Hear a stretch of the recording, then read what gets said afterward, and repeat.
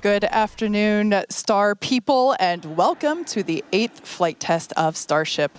It's currently 5:01 p.m. Central Time here in Starbase, Texas, and we're looking forward to tonight's launch of the world's most powerful rocket. Great view there of the vehicle on the pad. I'm Kate Tice, Senior Quality Systems Engineering Manager here at SpaceX. And I'm Dan Hewitt with SpaceX Communications. Welcome to our second ever broadcast from Starbase's new Star Factory building. First, if you don't count Monday.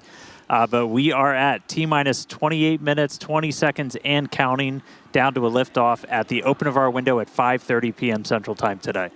3 days ago, we stood down from a launch attempt after triggering a few holds during the count, which had us hold at T-minus 40 seconds for several minutes, resume the count, and then trigger another automated hold. The final item that ended the day was when we encountered lower than acceptable pressure on the ground spin start system for 2 of the outer engines on the Super Heavy booster. All Raptor engines use high-pressure gas to start up, and we use gas stored on the ground side to start up the 20 outer engines on Super Heavy. By the time this automated hold appeared and the team started to work through it, we also triggered a hold on the booster LOX levels and had to call it for the day. We were able to trace the spin system issue to just a misconfig on some of the ground hardware, so that had a really straightforward fix.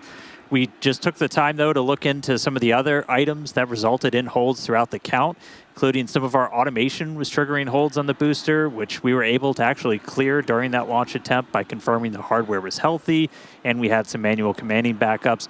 We also looked at some pop-up hardware and software issues on the ship, and just to put us in the best possible spot for a launch today, we destacked Starship, did some repairs inside a ship, and then ran some additional checkouts. And that brings us to today, just about a month and a half after our last flight, which saw the second ever tower catch of the Super Heavy booster and the first flight of our upgraded ship, which unfortunately ended much sooner than we had hoped. It's important to remember that in development programs like this, progress is not always linear, and there is no comparison to putting flight hardware in a flight environment to learn as fast as possible. We always want to be in the best possible position to achieve our mission objectives, which is why we stood down from launch on our previous attempt and took the time over the last few days to get ready for launch. Now, the objectives for today's flight going to look very similar to Flight 7. As always, primary payload for these flight tests is data. We are planning to deploy some simulated Starlink satellites and fly a range of experiments focused on reentry. We removed a whole bunch of tiles again from the ship for reentry testing, looking to really stress test it. We'll also be intentionally stressing the flaps during reentry so we can test the limits of ship before we get ready to attempt future ship catches. So there is a lot of new testing happening today, and as always, excitement is guaranteed. Now, just a real quick status check. So you could tell we're loading prop onto the vehicle. We're able to get through our prop load go, no go just about 40 minutes ago. And we are loading liquid oxygen, liquid methane on both vehicles, not tracking any vehicle problems, issues on either booster or ship. Weather is green right now. Winds at the pad are actually significantly lower than they are even just for us over here at the Star Factory. Just a couple mile difference makes a big change in those wind speeds. And range is currently projected to be go, but we are always watching any boats that are out there in the ascent and the entry. Now, let's take a couple of minutes to meet today's vehicle. Sitting there on the pad, it's the world's biggest rocket, Starship. Starship consists of 2 stages, the ship, which has 6 Raptor engines, and the Super Heavy booster, which has 33 Raptor engines. Both stages are fully reusable. Super Heavy is the most powerful rocket ever flown and is designed to launch, return, and refuel, and launch again with 0 refurb between flights. And then everything else you see around Starship, we refer to as Stage 0. That includes the towers. We've got our second launch tower stacked on the left side of your screen there, getting ready to come online later this year. It also applies to orbital launch mounts, our quick disconnect systems, everything on board. Also the water-cooled flame deflector, which is right underneath Starship. That's a particularly cool piece of engineering. It uses several 100,000 gallons of potable water to offset the pretty intense heat pressure coming out of those 33 Raptor engines at the bottom of the Super Heavy booster at the time of liftoff. Now, you mentioned engines. Of the 6 Raptor engines on the ship, 3 of those are optimized for sea level performance and the other 3 for vacuum. Raptor Vacuum, or RVAC, well, those have a larger exhaust section and expansion nozzle to maximize efficiency in space, as there's no atmosphere up there. The ship as a whole is designed for vertical takeoff and landing on any hard surface. The ship itself has 4 flaps that are used to control its attitude and enable precision landing during subsonic flight. And then for full reusability, the ship has to survive re-entry not just once, but multiple times. It does that by using that heat shield, which is composed of those thousands of hexagonal ceramic tiles, which can insulate the vehicle during re-entry, temperatures spiking up to about 2,600 degrees Fahrenheit in some spots.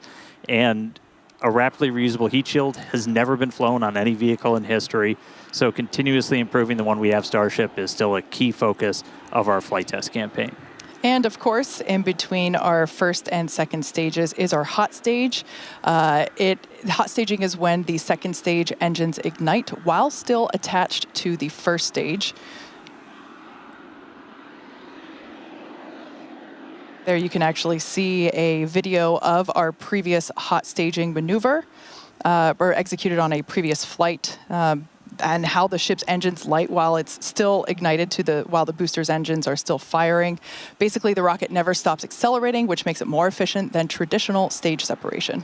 And then after we launch the booster, we also have to catch the booster, and we do that by using the 2 robotic arms, the same ones that lift Starship onto Super Heavy before we launch. They also catch the booster when it returns. It means we don't have to have any landing legs in the booster. That's a lighter booster. It means we can put more payload, more stuff going to space. Thousands of criteria must be met before the booster can return and be caught. It requires a healthy systems and manual commanding from the flight director. And just like on our previous flights, if that command's not sent before the end of the boost back burn, or if those automated health checks running in the background find any unacceptable conditions on the booster or the tower, they'll kick us out, and the booster can default to a landing burn and a soft splashdown out there in the Gulf. Yeah, we've said it before. We'll say it again because it still holds true today. We accept no compromises when it comes to ensuring the safety of the public and our team. And the booster return will only take place if those thousands of conditions are right. So as the clock continues to tick down to launch, let's say hello to Chris, who's once again posted up in Hawthorne. How's it going, Chris? Hey, Kate and Dan, and welcome everyone to Hawthorne, California. As you can hear and as you can see, the crowd is gathering. Excitement is really building here for Starship's 8th flight today. And speaking of flight, let's talk about the Raptor engines, which have quite a workout ahead of them today. Now, our Raptor engines are designed and manufactured right here in Hawthorne, and they have certainly accomplished some impressive things already. They've powered Starship in its first few flights around Earth, and they've helped bring 2 Super Heavy boosters back for a catch by the Mechazilla system at the launch site. But here at SpaceX, we're always looking to improve our designs, and we do this by using something that we call the algorithm. Now, for Raptor, the algorithm has helped us question the requirements for the engine, find the parts that we don't need, and then optimize the design for manufacturability and reuse. This allows us to simplify designs and drives us toward that rapid, reliable reuse. And as you can see on your screen here, it is definitely what we have done with the Raptor engine. Look at that beautiful family photo. You can really see how Raptor 3 is an unprecedented step forward in design. It eliminates the parts we don't need. It moves a lot of stuff inside the engine. And one thing that it also allows us to do is to delete the heavy engine heat shields that are used on the current version of Raptor today. And what that means is that when we switch to the Raptor 3 engine later this year, we'll be able to save about a metric ton of mass per engine. And when you multiply that by 39 or more engines, that's a lot of mass. And that mass savings actually helps us increase Starship's efficiency and the amount of payload that we're able to deliver to space and to Mars with Starship. But before we get to Mars, we still have a lot of important and critical development work to do. And it's flight tests like today's that help us do just that. Needless to say, the Raptor teams here in Hawthorne are very excited for today's flight and to see their hard work fly, just like all of our Starship teams are today for Flight 8. So Dan and Kate, back to you for some more info on Flight 8. Thanks, Chris. You mentioned development. Let's talk about things that we learned from our last Starship mission. In January, Flight 7 of Starship generated lots of important data. That data led us to change some of our pre-flight testing for today's flight. A major find from Flight 7 was the detection of a harmonic response that was much stronger during flight than anything we had seen during testing. That's right. Rocket engines create incredible amount of noise, vibration that can pass through every component in the rocket itself. Flight 7, we saw those vibrations at a specific frequency. They were also strong in a strong enough amplitude that it was placing a lot of extra stress on some of Starship's propulsion system. And that's what most likely led to propellant leaks that then cascaded into fires and ultimately our loss of contact with the ship.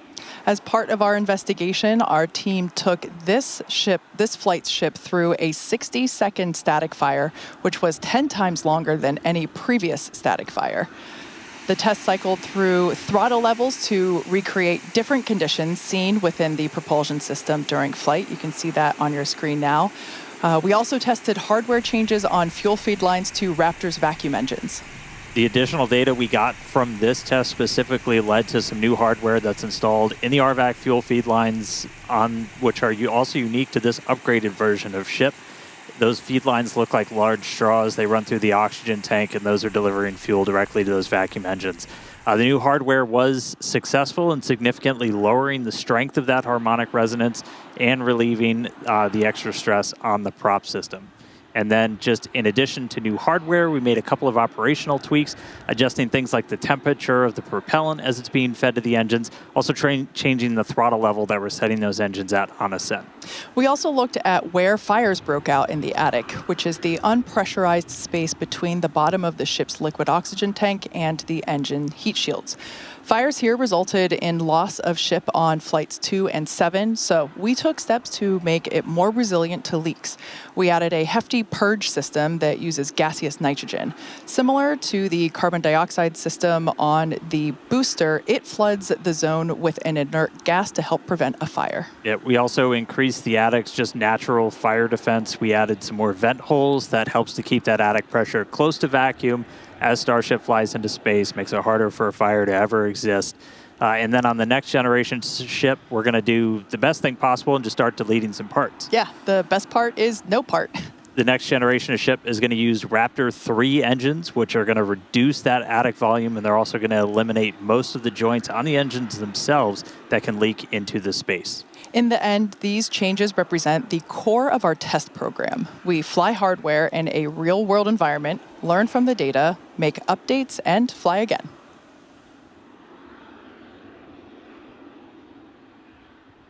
And then today we're going to be attempting to do everything that we didn't get to do on Flight 7. So we're still looking to get our first re-entry with the upgraded ship, while we're going to be really intentionally stressing it again to get data on what the vehicle's boundaries are. So everything we've got ahead of us, as always, starts with liftoff, and that's super heavy, igniting those 33 Raptor engines, lifting off from the pad here at Starbase for that initial ascent. All 33 will burn for the first roughly 2 minutes before we get into hot staging. For hot staging, the second stage will ignite its engines while still attached to the first stage. That will create that stage separation. The booster will perform a flip maneuver and head on back to the launch site here just behind us. Then we will hopefully see the third ever tower catch by the launch tower. Meanwhile, ship completes its ascent burn, gets into its suborbital trajectory. We've got some extra things we're going to do in space, like deploy those Starlink simulators. Also going to be relighting one of the Raptor engines, one of the sea level engines, before we get into re-entry. Yeah, that re-entry phase will test multiple experiments, including missing heat shield tiles, metallic tiles, and loading the vehicle's flaps.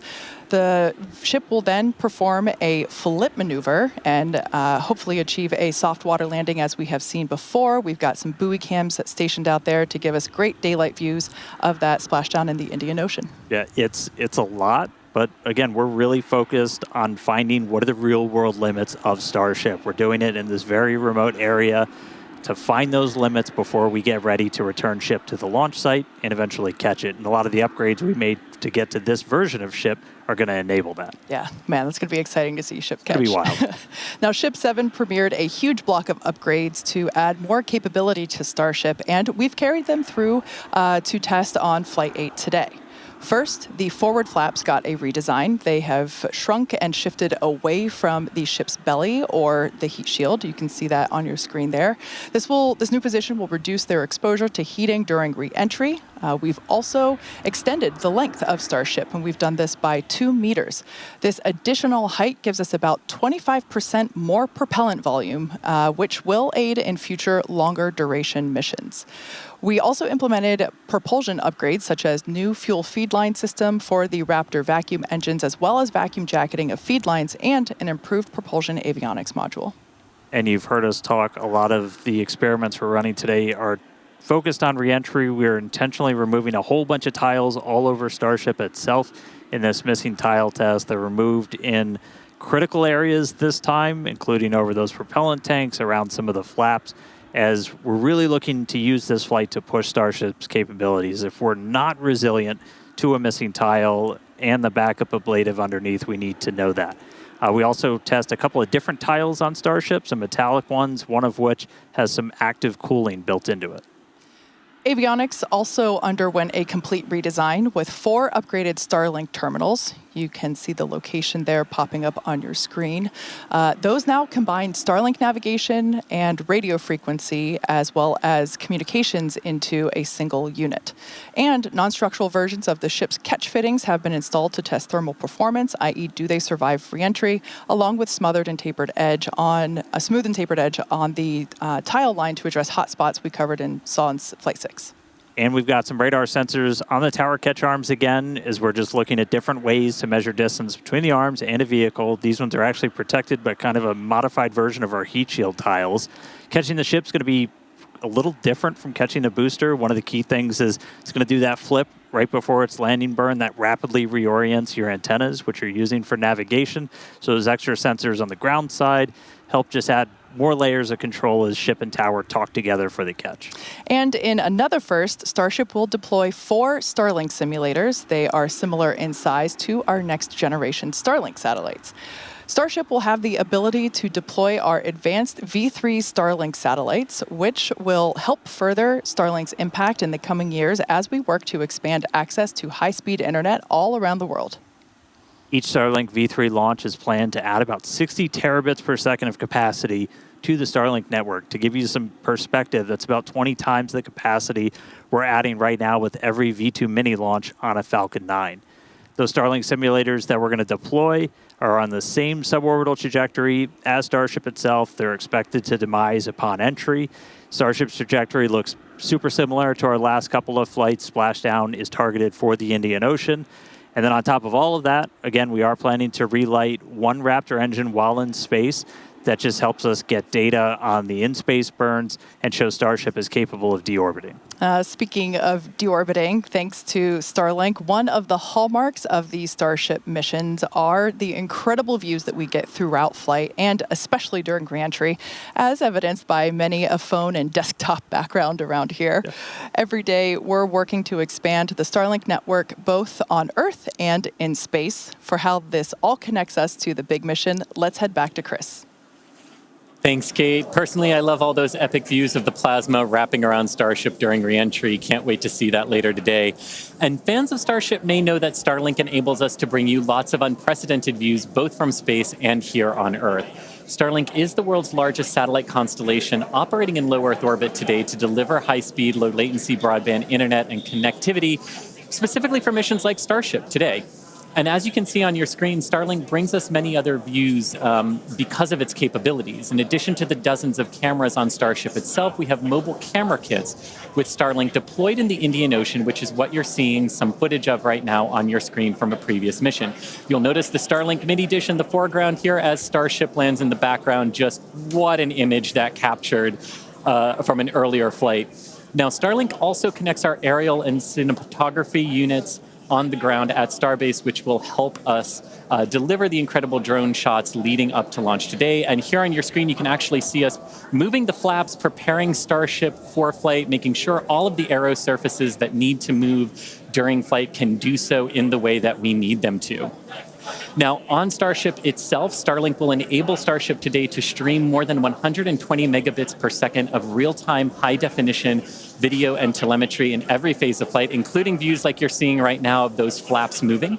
This not only helps provide those views, but it also helps give our engineers an incredible amount of data to help us rapidly and iterate across all parts of the system as we move through our development program. And all of the streaming data today will definitely be put to good use with the more than 30 cameras on the vehicle for flight. But providing epic views is sort of a side quest for Starlink. Its main job is obviously to provide internet access for people around the world, many of whom who have never had connectivity before. Now, today, Starlink serves more than 125 countries, territories, and other markets with over 5 million active customers and counting. And there are just so many inspiring ways that people are using Starlink all around the world and in space. And hopefully today, in a few minutes, everyone will get to see more inspiration about what our future in space looks like. And Dan and Kate, how are we looking for Starship's flight today? Thanks, Chris. We are looking forward to those views as well. In fact, we're getting ready to launch Starship in just over 8 minutes. Now, as for a couple status updates, working no major issues on the vehicle. Range is emerald green, you could say. Everything looks great in terms of the sea and airspace here in the Gulf of America, as well as in the Indian Ocean. Of course, we want to make sure both areas are clear as the ship will be splashing down in the Indian Ocean while the boosters can be coming back to us at the launch site just a couple miles behind Dan and I. Weather, you could call it a silver lining that we had to delay from Monday because holy moly, visibility is 1,000 times better today and it's going to make for some really great views.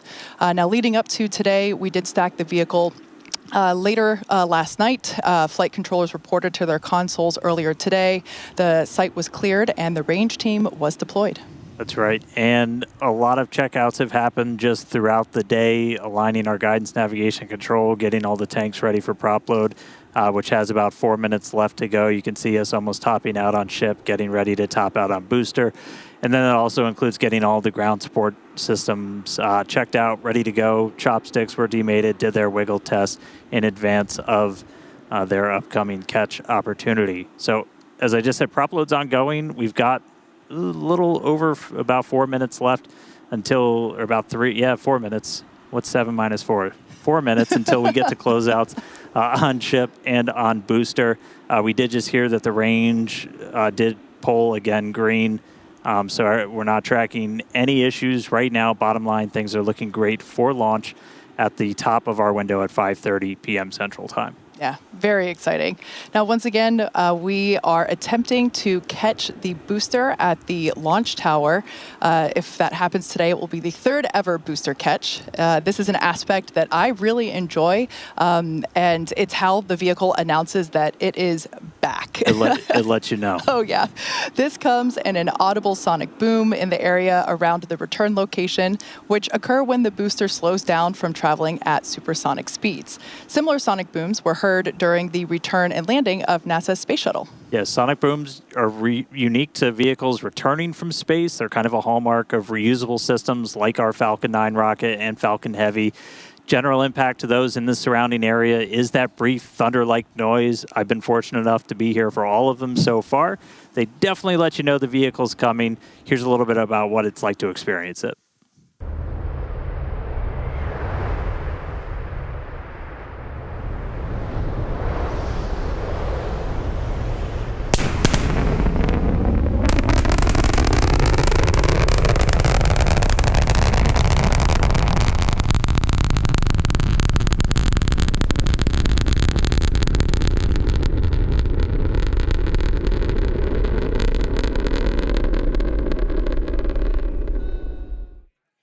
And as someone who grew up hearing those sonic booms as the shuttles landed in Florida and now hearing them for Falcon and Starship as well, they really are something to experience. And when you hear them, you just know it's a spaceship telling everyone that it wants to be reused. Great sounds.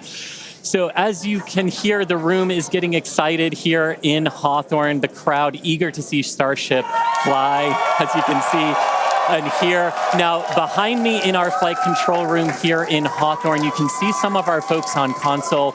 They're assisting the flight controllers in Starbase, keeping an eye on all of Starship's various systems, including its avionics and those Raptor engines we talked about a little bit earlier. So Dan and Kate, with 4 minutes, 20 seconds left on the clock, let's hit it back to you at Starbase and hopefully watch Starship lift off today.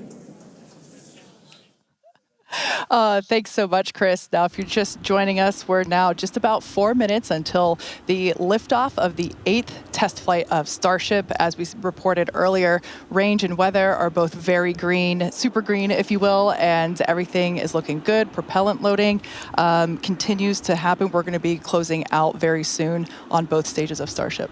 Yeah, we're almost fully fueled on our tanks. We're going to see that closeout coming in just about 30 seconds on ship. So that's both the main and the header tanks. And then about 30 seconds later on booster. Once prop load is complete, we got just shy of 1 million pounds of liquid propellant. That's liquid oxygen, liquid methane onto both vehicles. All of our ground systems will do what's called pushbacks. They'll clear all those feed lines. We're not continuously replenishing the propellant on board Starship or Super Heavy. That's why we essentially have several minutes where we can hang out at that T-40 hold point before we start to run into issues with temperatures or just those LOX levels, or that LOX level on the booster is one of the main things that we watch. So we're also going to do a couple of final checkouts. We'll do one final one of the thrust vector control, the TVCs on the booster. We'll see them hopefully do a little bit of a wiggle test. The first one comes at about 1 minute 40 seconds before launch, and then the last one comes right as we pass that T-40 gate. Again, if we need to hold, which we held a couple of times on Monday, we can do so at that T-40 second.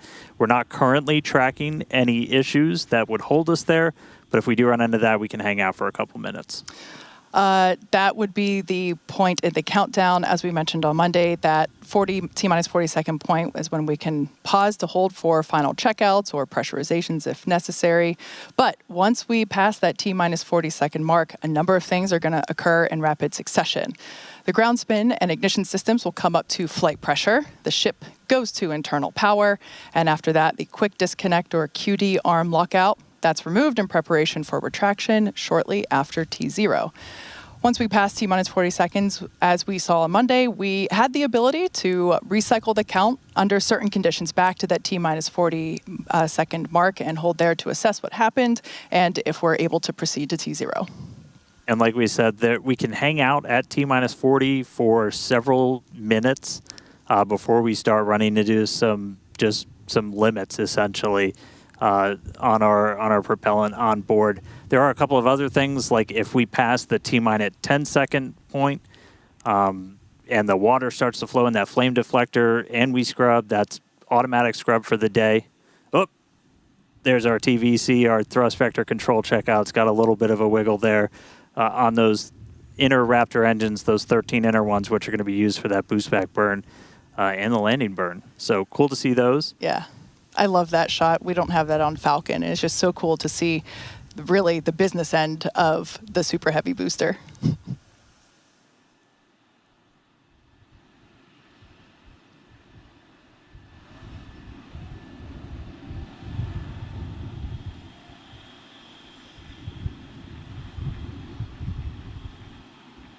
Ten seconds away from that T-40 hold. We'll see.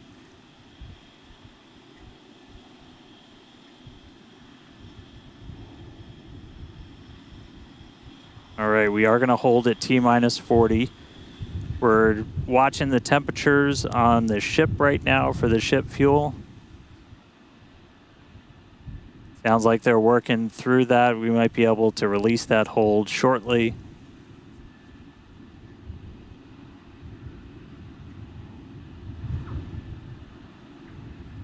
All right, sounds like we're going to be able to reset those holds, not tracking any other holds. And clock is rolling. And the clock is rolling once again. We're now T-30 seconds till the liftoff of the 8th flight of Starship. Our flight director, Joe Schleicher, today is go for launch. Let's listen in as he takes us through the final seconds of the count.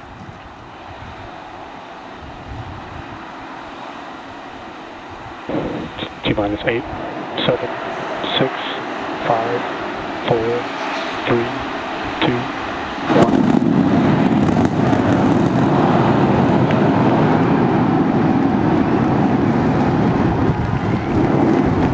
We got liftoff. Vehicle pitching down range.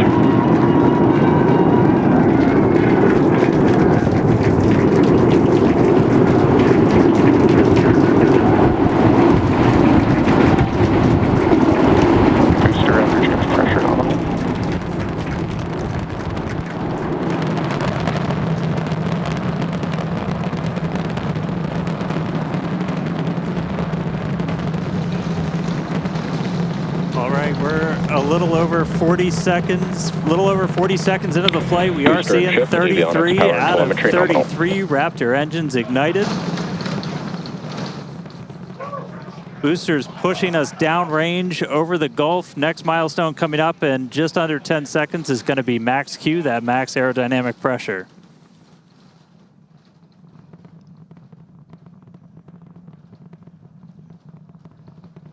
Max Q.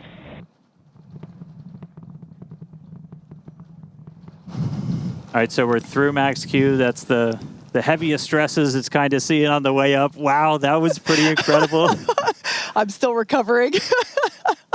That was amazing. Beautiful views of the vehicle on ascent, pitching downrange away from the launch tower. Next thing coming up is hot staging. So we're going to look for 6 engines to ignite on ship while we're still attached to the top of the booster.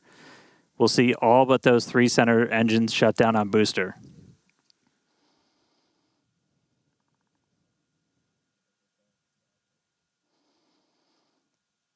We're hearing the initial call that we are go for booster catch back here at the launch tower.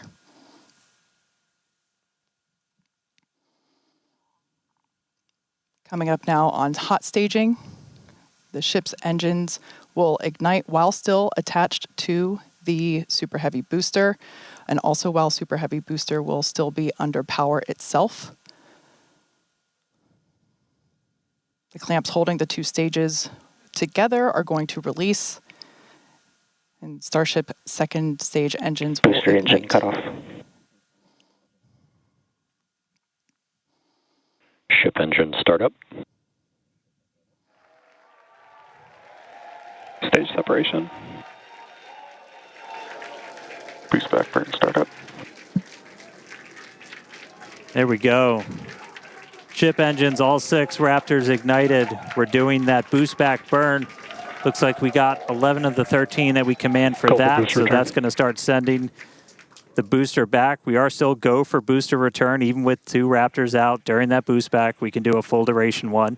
But looks like we got a ship, 6 engines heading into space, and then we got a booster hopefully on our way back to Starbase. How's everything going in Hawthorne, Chris?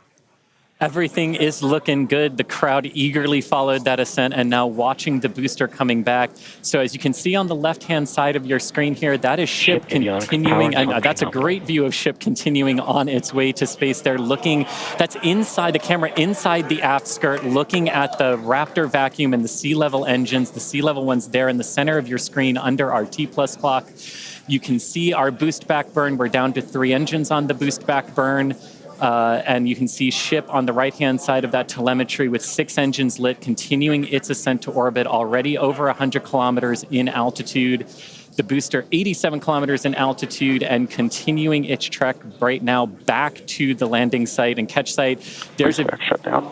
And we just heard a good call out for boost back shutdown. The next thing we should see on our screen is the separation of the hot stage from the Super Heavy booster. We jettisoned that because we do not need it for the landing, but on future iterations of the Super Heavy, that hot stage ring will be incorporated into the booster and we will get it back. But for today, you can see it on the right-hand side of your screen there, just separating off of from the right-hand side of the booster. You can also see the booster doing its liquid oxygen dump there, which is exactly what we would expect for it to do as the booster gets itself configured for the landing here. Now, meanwhile, Starship will continue to coast after it reaches orbit for about 40 minutes or so up to an altitude of 214 kilometers, but it's still got a ways to go there, currently accelerating past 7,500 kilometers per hour there in velocity. And just look at those great views of the booster coming back. The Gulf coastline there just looks absolutely gorgeous. Starship is on a nominal trajectory.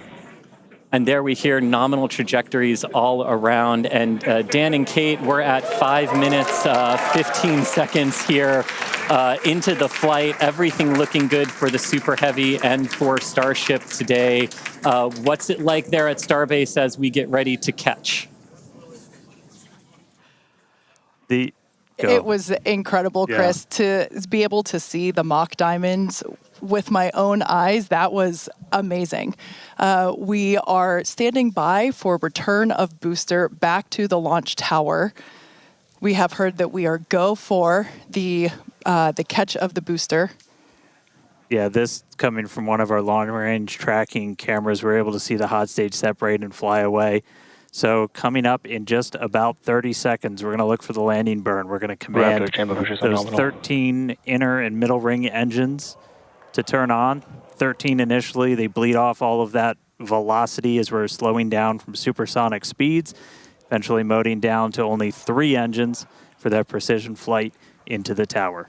Right now, booster using its 4 hypersonic grid fins to help guide itself through this atmospheric entry back for its precision landing at the launch site. Once again, we're going to ignite first the center 13 engines. We should see that coming up here momentarily. Engines in startup. This is going to come down to 3 engines as the booster slows down for its landing. And we just heard the sonic boom.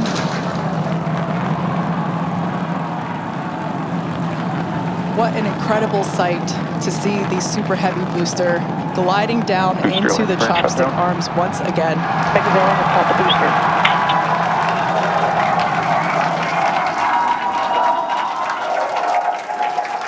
Stuck the landing. Wow. That will never get old. All right.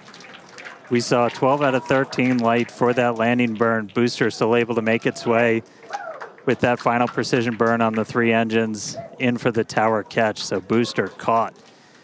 Meanwhile, keeping an eye on ship. Still got 6 Raptors burning. Those are going to continue for about another minute until we'll get to the Starship engine cutoff.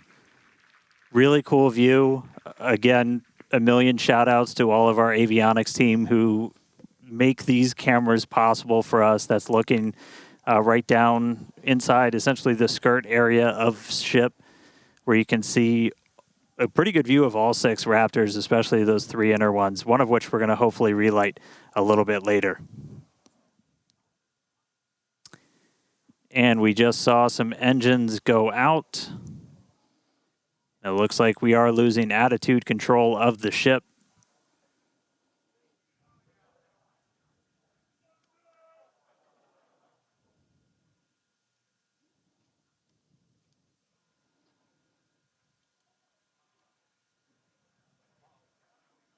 Ship FTS is saved. So we're still getting video down from the ship. You can see we've lost several engines and we've lost attitude control of the vehicle.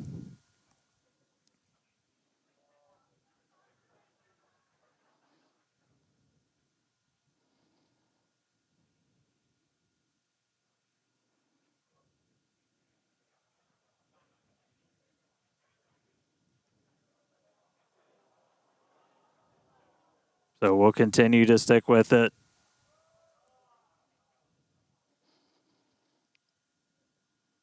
For those of you that just recently joined us, we had a successful liftoff of the 8th test flight of Starship, followed by a successful stage separation. We saw the booster, actually, you can see it just behind us here. The booster had a successful catch back at the tower. Unfortunately, it seems as though we lost the attitude control of the ship. We are standing by as we listen in with the teams on the nets to understand what information we're able to provide you.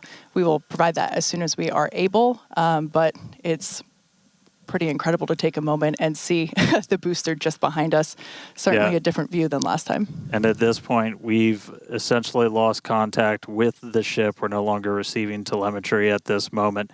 So we were only about 20 seconds away or so from the end of that ship ascent burn. We saw several of the engines start to cut out.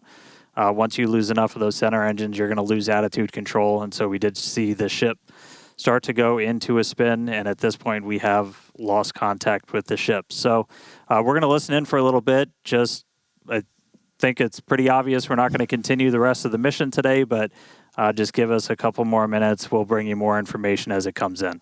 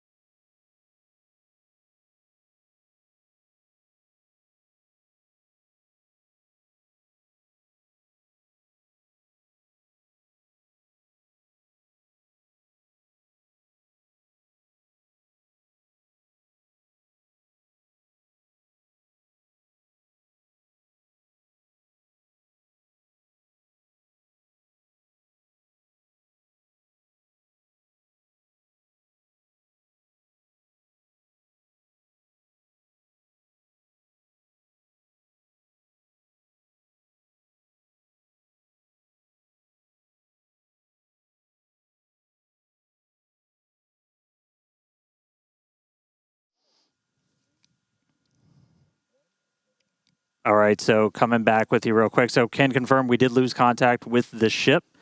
Unfortunately, this happened last time too, so we've got some practice at this now. We've got a lot of measures in place, like debris response areas where we coordinate very closely with air traffic control.